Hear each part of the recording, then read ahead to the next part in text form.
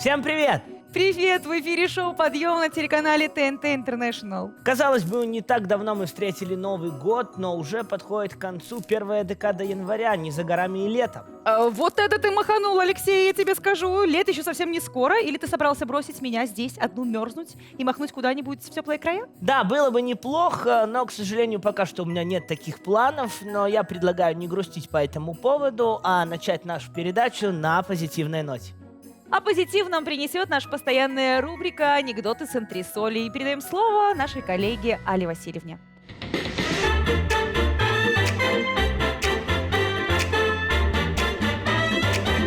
Анекдоты с антресолей.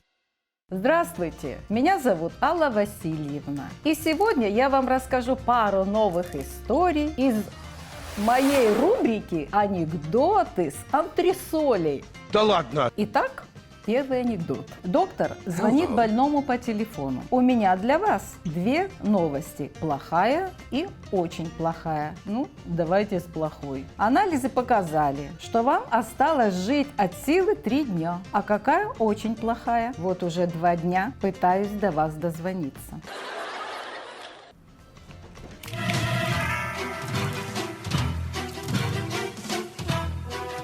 Дело закрыто. Все. То, что обманул доктор, это факт. Не брал его телефон, чтобы не узнать плохой новости. Этим он ему продлил жизнь. Жизнь. Ударная И. Я терпеть не могу вообще ходить по поликлиникам, Поликлиника. Ударная И. по больницам. Я бы, наверное, обходила стороной это заведение. Есть отрицательные моменты. 3000 за его! Ну, во-первых, не нравится, потому что там сидят бабуськи всякие. То и болячках своих говорят, и рассказывают, и вот так. И. Та. Фиг знает. Давление высокое. Нужно жить на позитиве, а не думать о том, что вот кто-то кому-то. Второй анекдот. Да ладно! Мужик говорит своей супруге: ты говоришь как идиотка. Та отвечает: я говорю так, чтобы ты понял. Но он ей намекает, что ты такая же идиотка, что ничего не поймешь. Easy, real talk. 2 сапога пара имеется в виду. Ага. Вторая половинка это кто? Муж мой. О, как я его называю? Уменьшительно ласкательно, как его называют? Его Владимир. Кто-то его Вальдемаром называл. А вот если взрослые люди, которые уже давно вместе живут, Мгм. и вот они поссорились, Мгм. как им помириться? До развода или после? Не знаю. Третий анекдот. Да ладно! Разговаривают 2 соседки. Слышала от Васьки, Петрова жена ушла. И как он это пережил, сейчас уже успокоился. Но сначала думала, что сойдет с ума от радости. Это должно быть, естественно, конечно, все на доверии А складываться. что женщины делают, когда мужья в командировках? Воспитывают детей, да. А на скамейках сидят? Боже, сохрани, я и сейчас не сижу на скамейке. У нас целый консилиум сидит, идешь ряд, консилиум целый. И одна из них всегда вот как главнокомандующая. Первый раз увидели, что я приехала на такси, а одна говорит: а наши на такси не ездят. А вы? А я говорю: так я ж с экскорта. Итак, на сегодня все. Смотрите рубрику «Анекдоты с антресолей». Пока-пока! Вы смотрите шоу «Подъем» на телеканале ТНТ Интернешнл. И рад представить гостя нашей студии, это продюсер Макс Олейников. Представитель какой профессии самый худший сосед? Строитель. Что школьники часто забывают взять в школу? Мозги. Какое животное много спит? То, которое много ест. Макс Олейников – хорошо известный представитель отечественного шоу-бизнеса. Он работал со многими яркими проектами, оставившими заметный след на белорусской музыкальной сцене. Также наш гость активно участвует в жюри различных музыкальных конкурсах, а еще известен своими откровенными комментариями о состоянии дел в музыкальной индустрии. Привет, очень рада тебя видеть. Привет, Настя. И с Лешей поздоровайся, пожалуйста, Леша. то что он посторонний человек или что ли? Слушай, сразу к тебе вопрос такой. В какой момент ты осознал и понял, что на музыке можно зарабатывать деньги? Сравнительно недавно. Лет, может быть, 16-17 назад. Я хотел сказать 20, но ошибся. Там на такое на немножечко. троечку. Я примерно в это время поняла, как пользоваться вилкой, поэтому у нас у каждого где-то лет 16 назад были находки. Ну да, но с учетом того, что вообще музыкой занимаюсь я уже навскидку так под 40 Мгм. лет. Понял, что зарабатывать только фактически недавно, поэтому я же поэтому и говорю, что недавно совсем. А расскажи, пожалуйста, с чего конкретно началась твоя карьера продюсера? Когда-то я был композитором, и сначала свою карьеру такую уже, как у человека, который более-менее известен, начал с того, что написал Леша Хлестову первый альбом. Мгм. Значит, ну и как будто бы это был такой очень мощный альбом, куча ротаций, там Леша мега известный. Ну и дальше получилось так, что мы с ним не поделили деньги, разошлись. То вы тянули Я- за разные стороны купюру и... Нет, ну да, там это просто длинная история, я думаю, не для эфира. Вот. И я подумал, ах ты, Леша. Спустился вниз своего дома, у меня там был, значит, располагался офис оркестра Финберга, и спросил, кто здесь есть красивый певец. Мне сказали, вот этот Александр Ефимик. Я такой, Александр Ефимик, иди сюда. Я говорю, хочешь быть звездой? Он такой, хочу. Будешь Сашей Немо. Вот так появился Саша Немо. Да-да-да. Но потом и с Сашей мы поссорились, и тоже из-за денег причем. И я так подумал, что с мужчинами что-то меня не прет. И сделал группу «Топлес». И тут ты меня поперло. Так, хорошо. А расскажи, пожалуйста, что такое, в принципе, профессия продюсера? Потому что все мы слышим это слово, все понимают, что продюсер чем-то там занимается. В чем конкретно заключается его работа? И теперь их развелось очень много, а О. в те времена, я думаю, в Беларуси реально единицы были, наверное. Не, ну, если так в целом, если мы говорим о музыкальном продюсере, это человек, который в целом видит продукт. То есть он с самого начала видит продукт целиком. То есть что это за продукт, какую музыку он играет, в каком стиле, какая аранжировка сделана, как мы будем это двигать. Какую дорогу пройти Да, нужно, как мы чтобы- будем это двигать, сеять, не знаю, там и так далее.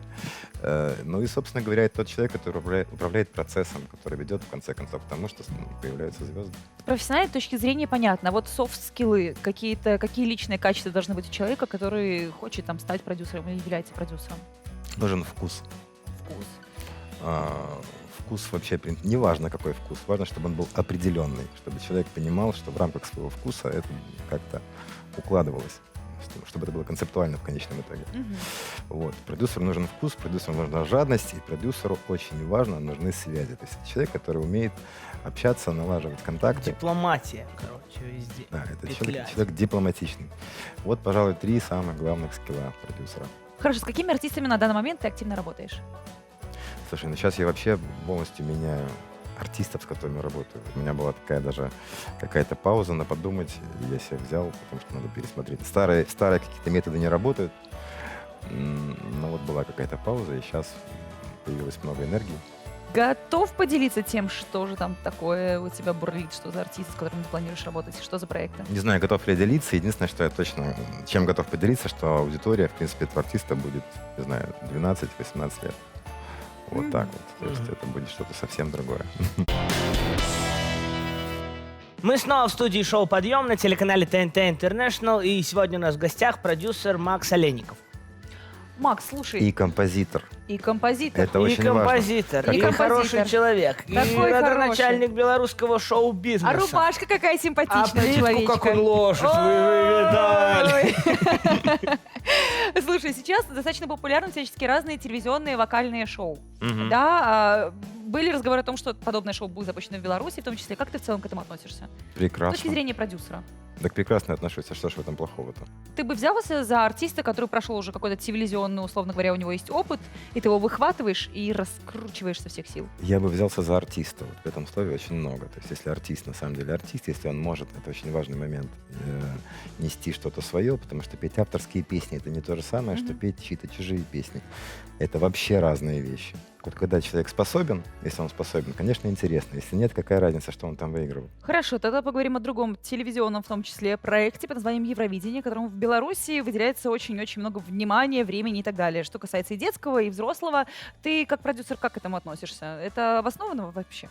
Прекрасно отношусь. Я в этом году даже буду проект выставлять на Расскажи участие нам, взрослых. расскажи. А не буду рассказывать. Что Ну, ты не за- спойлерить, всё. Ну, вы Пусть чуть-чуть, сперва чуть-чуть. получится. Будет женское трио. Вот, видишь, хотя бы что-то вытащила. Ты открывал, в принципе, за последнее время на мировой эстраде какие-то новые интересные имена для себя?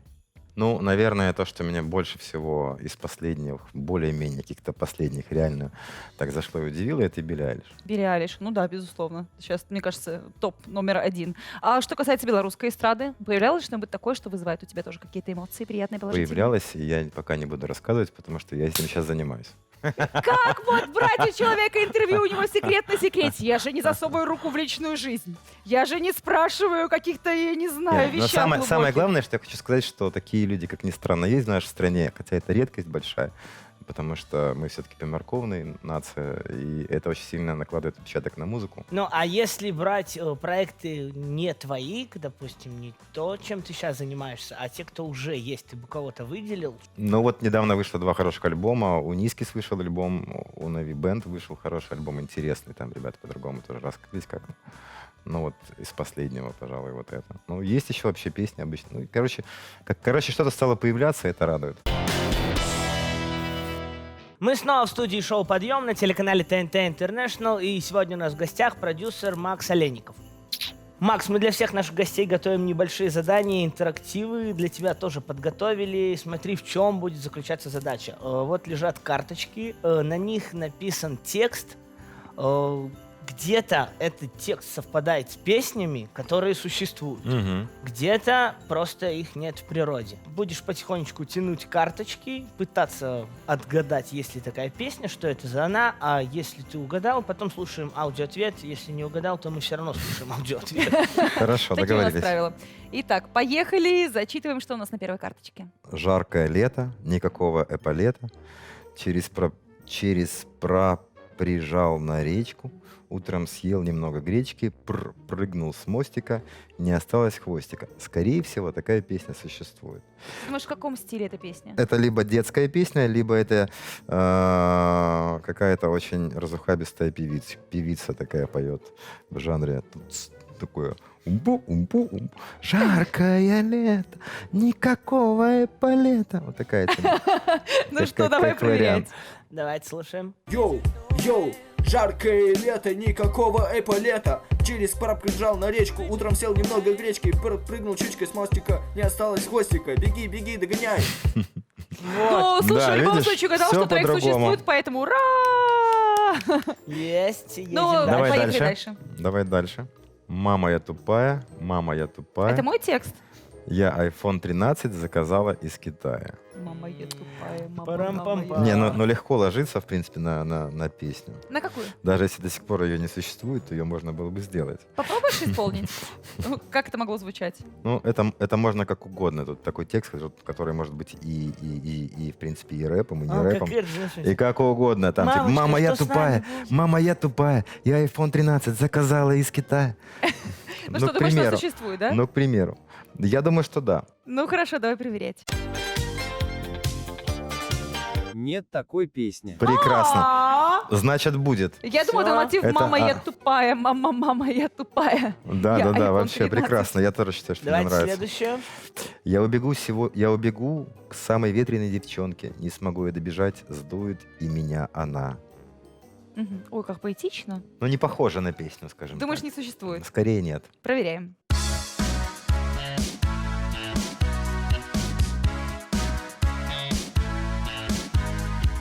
Такой песни тоже нет. Красавчик! Класс! Да. Угадываешь как надо. Поехали дальше. Так. Я включаю магнитофон, слышу голос прямо на нем. Жидкий полицейский. Но просто подумав о том, что вряд ли продюсер этой передачи догадался до словосочетания «жидкий полицейский», предположу, что У такая нас песня след- существует. Ну, Существует. давай проверять. Все же так. Я включаю магнитофон, слышу голос прямо на нем. Жидкий полицейский, жидкий полицейский. Видишь, все-таки жидкий полицейский должно, по идее, приходить к каким-то очень отмороженным людям, и, по идее, это не продюсер этой передачи. Поэтому мое предположение было правильным. Ну, хорошо, да, верно. Да что это, мне кажется, с каким-то терминатором может, Наверное, какие-то связано. ассоциации. Этим людям больше 30, Так. и они не нашли себя в жизни.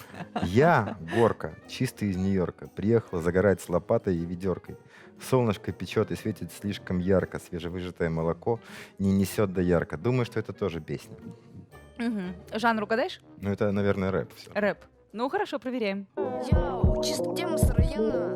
Ну что, поехали, горка начинай. Йоу, я Горка, чисто из Нью-Йорка. Приехал загорать с лопатой и ведеркой. Солнышко печет и светит очень ярко. Сыровыжатое молоко несет ярко. Мне одной нравятся Детский эти треки, рэп. да? Детский рэп. Я хочу, чтобы это продолжалось. Я в восторге. И я хочу альбом этого, ты должен спродюсировать этого человека. Егорке нужны просмотры на Ютубе. Ну что, поехали, смотрим. И нормальный текст. Хотел купить банан, но, увы, купил спортивный кафтан.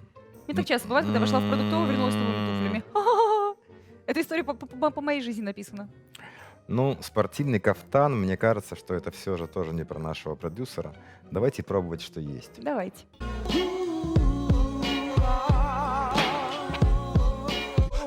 Хотел купить банан, но, увы, купил спортивный кафтан. Увы, банана не было, идти пока некуда. Думать было некогда, как добыть банан, каким методом.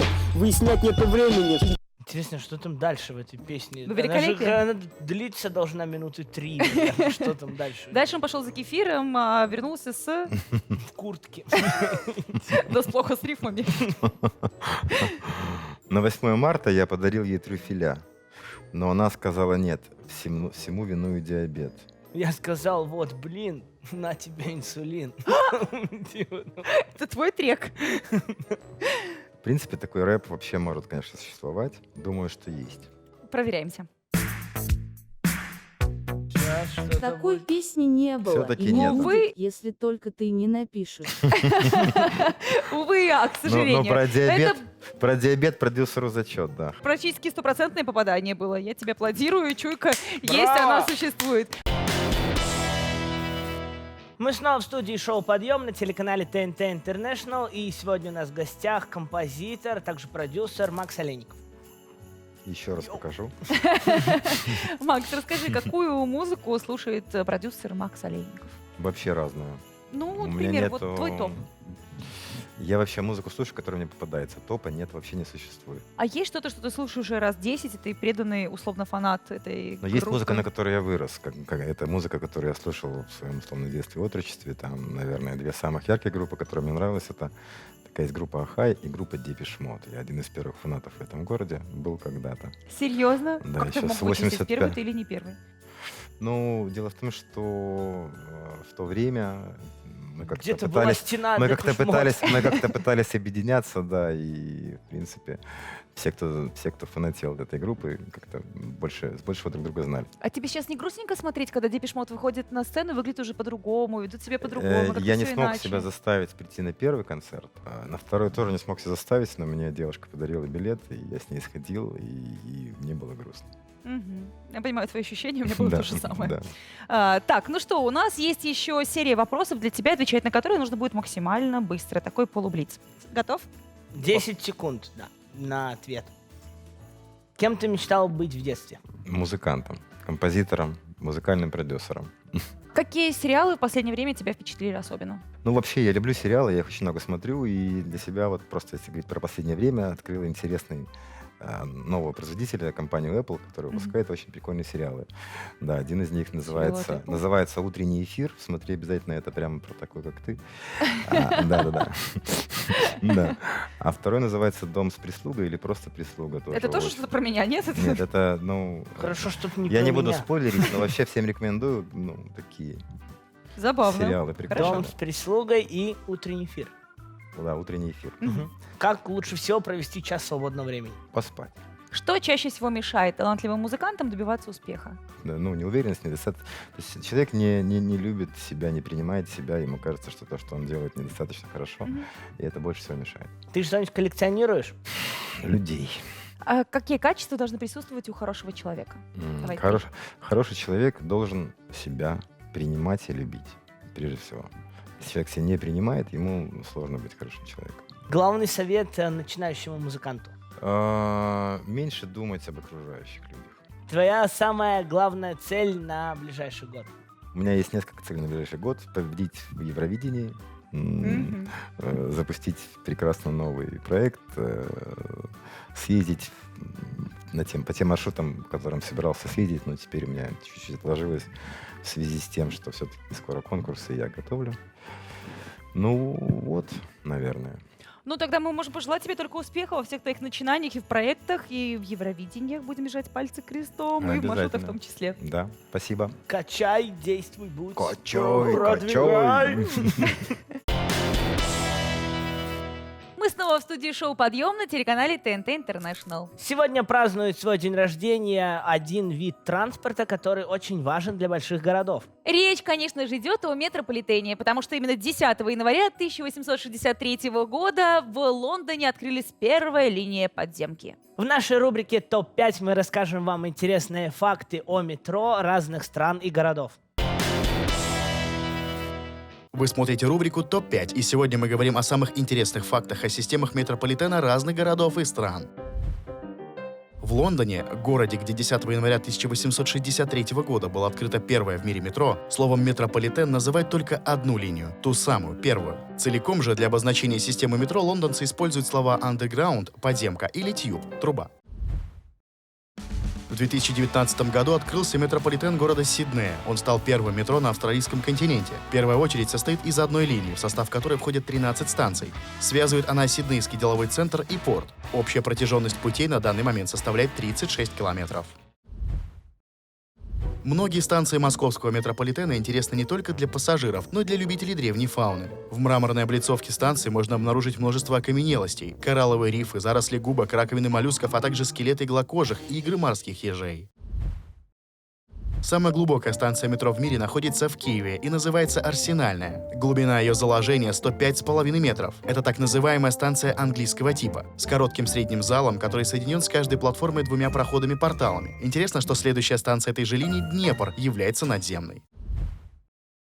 Самой короткой системой метрополитена в мире считается Кармелит, что в израильском городе Хайфа. Технически это транспорт ближе к фуникулеру. Тем не менее, согласно книге рекордов Гиннесса, именно подземка Хайфы является обладателем этого достижения. Она состоит из одной линии протяженностью около 2 километров, включающей в себя 6 станций.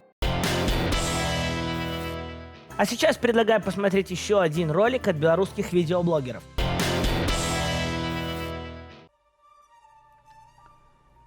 Всем привет, с вами Седовский на шоу «Подъем», и сегодня мы с вами поговорим о заключающем фильме очередной трилогии «Звездные войны». «Звездные войны. Восход. Рассвет Скайуокера». Или, как его перевели российские локализаторы, «Звездные войны. Скайуокер. Восход». Ладно, поехали. Всего каких-то 5 лет назад, с выходом первого тизер-трейлера, у нас еще была вера. Мы радовались возвращению этой легендарной саги на экраны. Мы радовались, что наконец-то вернутся те самые герои, тот самый дух оригинальной трилогии. Но при этом мы еще и надеялись, что «Звездные войны» будут чем-то кардинально новым. В конце концов, это очень обширная вселенная с кучей различных сюжетов, которые можно экранизировать. Но все случилось несколько иначе. Пробуждение силы выстрелило довольно сильно. Мы были рады снова видеть ту самую вселенную, ту самую музыку, тех самых персонажей, отсылки на предыдущие фильмы, но сюжетно это был просто ремейк «Новой надежды», вот один в один. И уже тут где-то начали закрадываться подозрения, что нас пытаются обмануть. Но все же ностальгия сделала свое дело. $2 миллиарда в прокате этот фильм успешно собрал. Последние джедаи должны были развить все, что было начато в предыдущем фильме. Пустить историю в другом направлении, так сказать, и он это сделал. Правда, опять же, немного не так, как нужно. Вместо того, чтобы чеховские ружья, подвешенные в предыдущем фильме, начали выстреливать, режиссер просто взял и выкинул их, сказав, что это не важно. И да, разрушение ожиданий — это хорошо, но не тогда, когда не дают ничего взамен, и ты остаешься словно у разбитого корыта. Плюс порождая еще больше сюжетных дыр, которыми был полон и предыдущий фильм. Несмотря на то, что критики приняли фильм однозначно положительно, нельзя было сказать то же самое о фанатском сообществе. И тут студия поняла, что надо как-то исправляться и возвращать все как было, так сказать. И именно это и пытается сделать 9-й, завершающий эту трилогию эпизод. Получилось ли это у него? И да, и нет. Нет, фильм, конечно, пытается ответить на вопросы, которые нас интересовали в предыдущие 2 фильма, но делает он это коряво, скомканно, поспешно и неумело. Это когда до дедлайна остается совсем мало времени, и ты стараешься в попыхах все исправить, чтобы все это работало. В фильме есть хорошая музыка, как всегда отличный визуальный ряд, несколько довольно крутых и эмоциональных сцен, но в целом сюжетно фильм, к сожалению, не работает, потому что до этого он сделал слишком много ошибок, внятно исправить которые ему не удалось. Когда на, казалось бы, важном, переломном для героя в сюжетном моменте зал начинает по-настоящему ржать, то ты понимаешь, что с этим фильмом явно что-то не так. Ради графона, боевых сцен и музыки на этот фильм можно сходить, но если вы хотели именно «Звездные войны», те самые настоящие, то это кино вас, скорее всего, разочарует. На этом мы, пожалуй, закончим.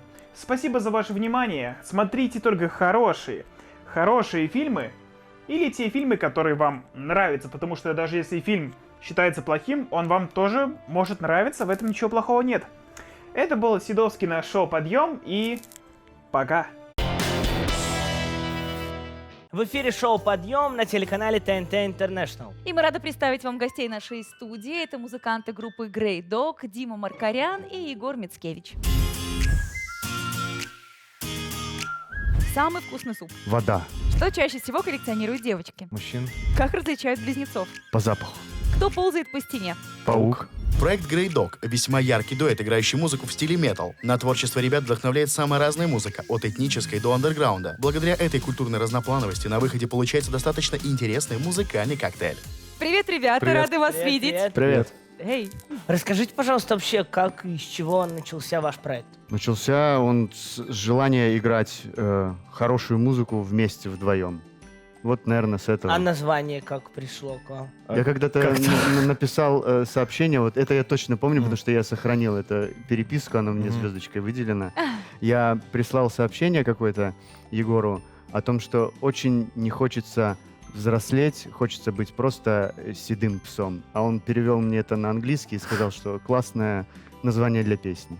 Для очень группы? Миленько. Нет, для песни. Классные слова для песни получаются, но выделили потом мы Grey Dog. Может так. какие у вас концептуальные переписки? У меня переписки типа «Где стыканемся?»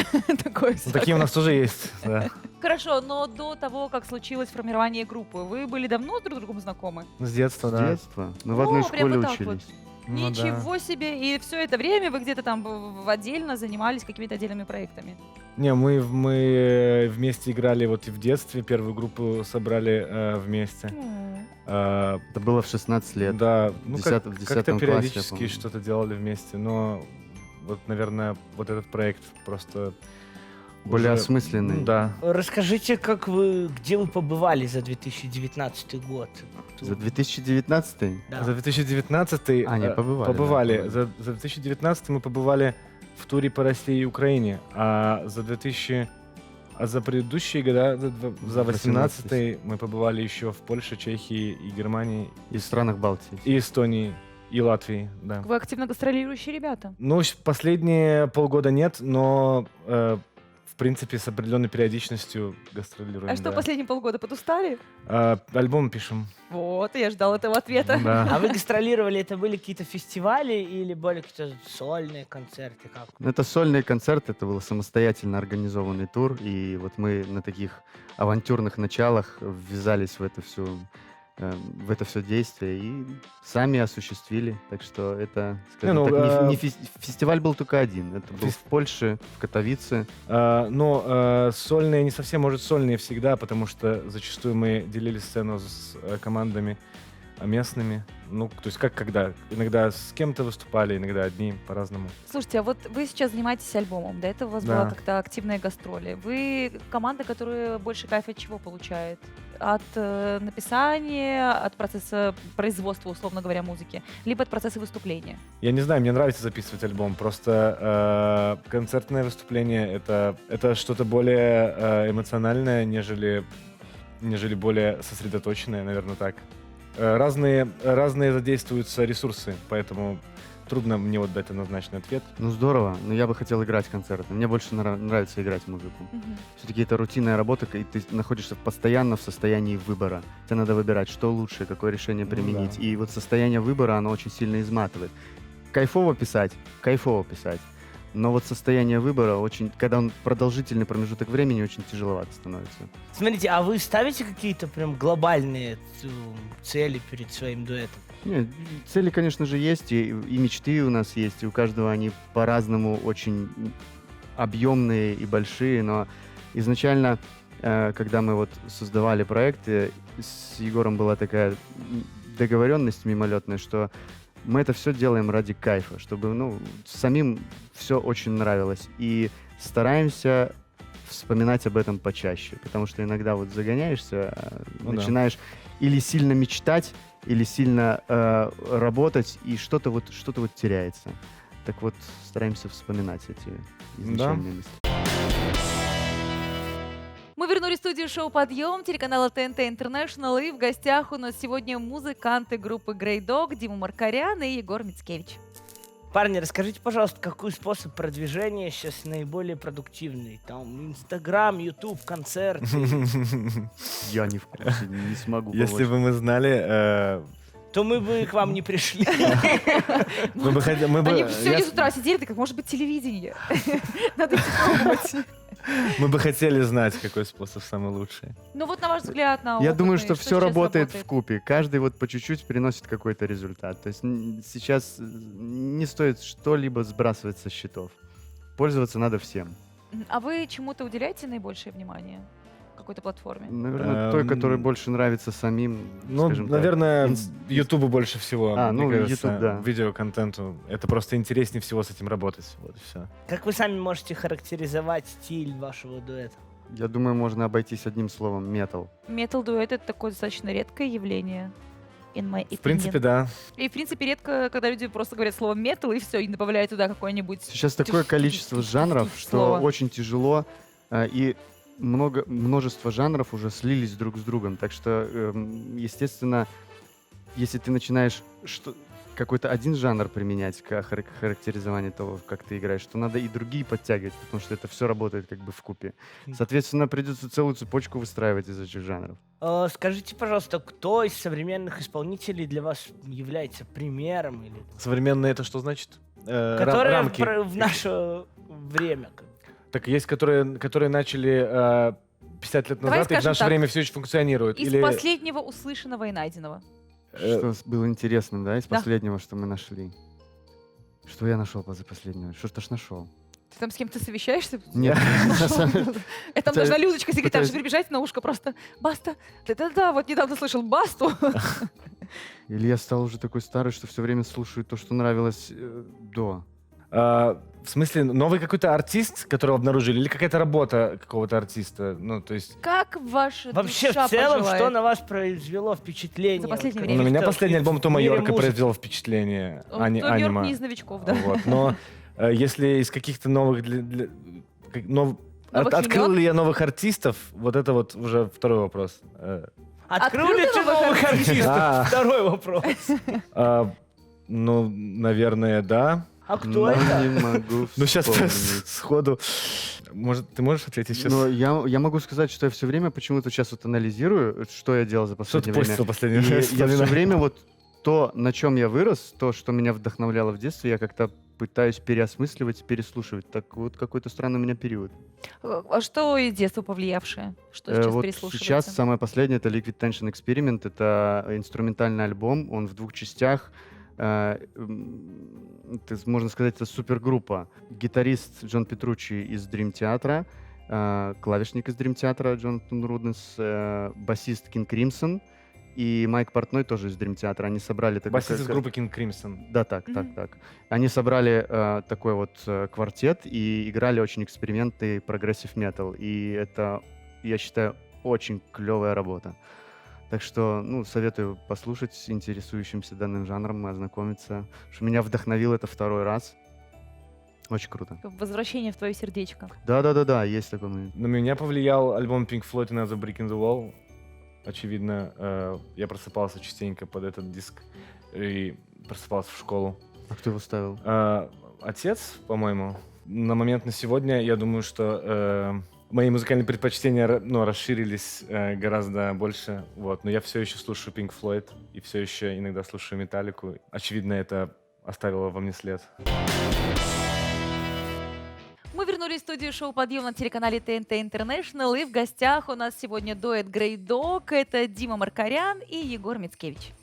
Парни, мы для всех наших гостей готовим небольшие задания. Для вас тоже подготовили. В принципе, ничего сложного. Сейчас будут звучать песни, известные относительно. Где-то русские, где-то зарубежные. Зашкварные будут? Возможно. Но будут звучать 3 в одном. То есть вам нужно угадать... Они 3 песни одновременно. сразу? Одновременно 3 будут звучать композиции. Вам нужно угадать исполнитель, название песни. 3 одновременно. Да. Ага. Давайте попробуем. У вас такие лица, будто вы готовы проиграть. Мы Просто целый день были сдаться на и студии, уйти. и да, это сейчас может показаться нам сложно. Я думаю, что у вас все получится. Давайте слушать первый трек.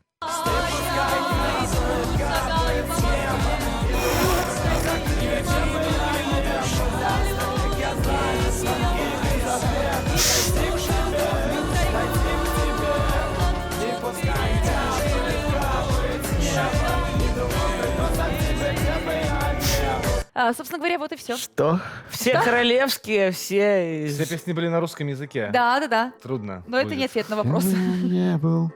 Кем бы я не был, я услышал слова. Так, можно это раскрутить. Это супер трек, который сейчас крутился, вертелся в 2019 году везде и всюду. О, отлично. Кем Значит, бы я его я точно не не был. знаю. Ну ты только что, он же Я был- услышал слова. Но он в интернетах, в всяких Яндекс.Музыках был на первой строчке. Держался там со всех сил. вот так вот. Алиса мне выдает подборку обычно, и Того, там что не любишь было. ты, это понятно. Рекомендуем их, да. Я ничего не могу Какие-то прокомментировать, хоть к варианты сожалению. есть У предположить? меня нет предположений. Вообще ничего. Пугачева была, может быть, не было. Все тогда я точно ничего не смогу ответить. Это, наверное, все была зашкварная музыка. Мне на какой-то момент показалось, что они все проигрываются в обратном направлении еще вдобавок. Это не так. Ну, я не могу. А можно минус одна композиция? Так, ребята, по вашим заявкам, сейчас наш эльф вот таким вот звуком забрал одну из песен из этого микса из 3 песен. Остались 2, давайте послушаем. И пускай капает, капает с неба, иду мокрый просто к тебе, где бы я не был. Для остальных я занят, звонки без ответа, дойти к тебе. Я угадал одну песню. Это одну, да? Могу Итак, сказать? что за одна песня? Виагра. 7 шагов назад или 7 что? 100 шагов назад! Да. Ей! Это Зато песня засчитано. про 100 шуток. Пара-пам-пам. А Тиму Белорусских мы не угадали, да? Не знаем песню эту. И Нет. пускай капает, капает. Так, поехали дальше. Надеюсь, что там нам повезет. Я держу вот пальцы крестом. Слушаем. Я угадал одну.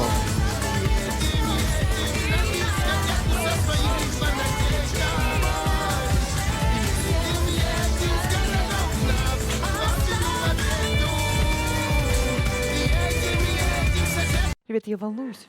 Мне кажется, я даже 2 угадал. Ну-ка. Ну, давай. Одна это крем-сода, никаких больше вечеринок. Мне, Ей! кстати, нравится эта песня. Крем-сода, да, крутая. А вторая, мне показалось, что там как будто Полина Гагарина воет, нет? Красава! И остался еще один трек, а песня какая там? А вот там уже мужчина поет, да? тоже? Мужчина и такой он кавказец. Вот Полина Гагарина, спектакль окончен. Если женщина, ты угадываешь. Я заметил, да? Да. Понятно. Так, ну и, собственно говоря, еще один трек. Не Я возьмем? вообще еще раз. не способен. Я Простите. распознавал один для себя пытался. Ну, то есть один, потом 2. В целом, сразу одновременно не получается. Давайте третью песню оставшуюся послушаем. послушаем. Я эту песню знаю, потому что... Потому что есть всяческие... Похоже, да. Похоже, как будто это что-то Серега как будто бы сейчас запоет, да? Да, но нет. Но нет. Они тоже едут. Он тоже ехал на бумере. Собственно, название уже озвучено. Едем в соседнее село, на дискотеку, все дела. А кто поет, это... Это был Мурат Хагалегов. Едем в соседнее село. Так, хорошо, молодцы. 2 Окей. трека из 3 были взяты, поэтому давайте послушаем следующий микс, и я надеюсь, что нам повезет. Ребята, уже в предвкушении. Ну, понятно.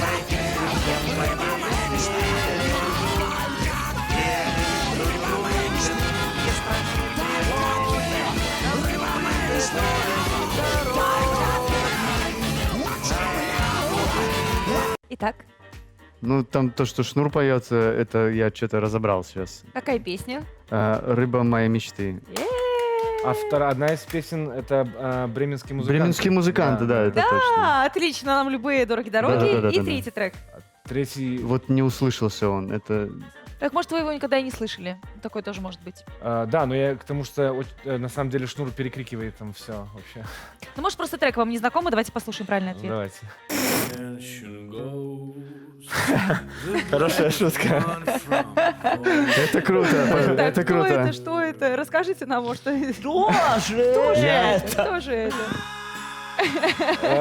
Я помню, слушал этих ребят очень долго. Очень нравились мне. Да. Я помню, было время вообще Котируйте, стоит их слушать, нет? запал. Я думаю, что да, это стоит их, конечно, знакомиться. Плакаты, фотки там. У меня висит даже диск есть, кассеты этих ребят. Майка дома у меня есть. Мне кажется, что вы отражаетесь в зеркале, когда смотрите на себя и видите этих ребят. Нет, что-то такое? Я думаю, что есть вопросы по мастерингу, потому что сейчас плохо было слышно. Итак, как мы понимаем, это была группа Grey Dog, песня «Вуду». Мы вернулись в студию шоу «Подъем» на телеканале ТНТ International, и в гостях у нас сегодня дуэт Grey Dog, Дима Маркарян и Егор Мицкевич. Ребят, расскажите, пожалуйста, как вы представляете себе образ вашего поклонника, фаната, вашего творчества? Вот еще какой-то есть аудитория? или он... Как мы представляем, мы его знаем, Так как вот он какой выглядит. Красивый. Сколько ему лет? Подхалим Сколько такой. ему лет? Красивый человек. Ну понятно, что не Молодец. для котов играть. Я сейчас просто Слава сделал это котам. гендерно-нейтральным. Человек красивый, наш слушатель. Возраст человека? А, Семейное он- положение. Он всегда молод. А насколько молод? А, Тебе школу ничего не закончил? удастся, просто забей. Это будет дальше вот такие вот ответы, типа красивый, хороший, интеллектуальный, такой молодец, выбрал нас. Значит, со вкусом все хорошо у человека. Вот, поэтому это бесполезно. Тогда у нас для вас прямо сейчас будут очень быстрые вопросы. Окей, А вам нужно будет отвечать тоже очень быстро и коротко. хорошо. Хорошо? Ну, поехали. Добре. Дима, в какой стране ты мечтаешь побывать? В Америке. Егор, кто из представителей мировой музыки тебя вдохновляет? Том Йорк. Мгм. Дима, что тебя может выбить из колеи? Дождь. Егор, как ты понимаешь себе настроение, когда тебе грустно? Смотрю на природу. Хорошо. Дима, твой любимый месяц в году? Август. Егор, Майкл Джексон или Фредди Меркьюри? Фредди Меркьюри. Мгм. Дима, без чего не можешь представить свое утро? Без кофе. Егор, твоя лучшая черта характера? Стремительность. Ребят, спасибо вам большое за ответы. Спасибо вам. И, насколько мы знаем, вы пришли с подарками для наших телезрителей. Так, Что же конечно. это будет? Это будет наш первый альбом и последний EP-альбом. EP-альбома. EP-альбом. 2 EP-альбома. Один на диске, другой на кассете. И там есть очень небольшая интересная штучка. Если вы откроете, это записано на пленку, на аналоговую. Мы играли живьем, Мгм. и живьем записывалось все на старое оборудование. И если вы здесь откроете, help me, please. Если здесь откроете, то скачав, или как это правильно сказать, QR-код. отсканировав QR-код, вы попадете по закрытой ссылочке, где сможете в хорошем качестве скачать себе на компьютер. Потому что не у всех, наверное, уже как бы вся Я наша думаю, сеть, ну да, класс. есть эти Круто. штуки. Поэтому Отлично. Спасибо вам большое. Спасибо вам. А для тех, кто хочет получить призы от группы Grey Dog, вам нужно подписаться на инстаграм ребят, на инстаграм шоу «Подъем». Когда увидите пост с нашими изображениями, вам нужно будет оставить под этим постом один комментарий от одного человека, и мы в скором времени случайным образом определим счастливчика. Ребят, Ребята! спасибо, что пришли. Спасибо вам. Приходите еще, было интересно пообщаться. Продвигайте свое творчество, путешествуйте, дерзайте, будьте. Ну, спасибо. Итак, пятничный выпуск шоу «Подъем» подходит к своему завершению. А я хотел бы вам напомнить, что в ближайшие дни вас ждут наши специальные выпуски. В них вы сможете увидеть все самые яркие моменты завершающейся недели. А таких моментов было немало, поэтому советуем вам не пропускать наш дайджест. Нам же осталось сказать вам только пока-пока. До свидания, до скорых встреч!